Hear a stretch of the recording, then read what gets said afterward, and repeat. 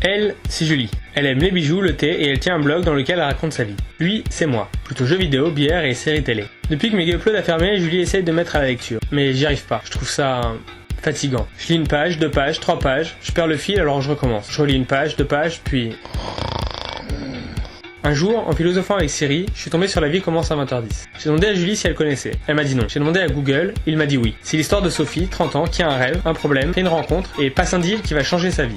Julie trouvait ça top. Moi, moins. J'ai demandé à Siri ce qu'il en pensait, c'était pas intéressant. J'ai demandé à Google, c'était intéressant. On est allé sur un blog, 2 blogs, 10 blogs. On a lu des commentaires, tous positifs, 4 étoiles, 5 étoiles. Ça nous a donné envie. Alors on a cliqué et le livre est arrivé. De face, il faisait envie. De profil, il faisait peur. 517 pages, un pavé. J'en verrai jamais le bout. Mais Julie insistait, alors on a commencé.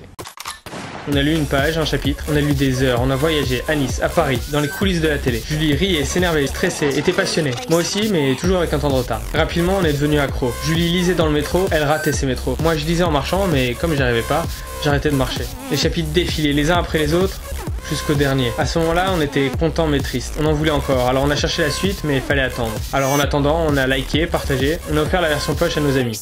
Ils ont lu une page, un chapitre, ils ont lu des heures.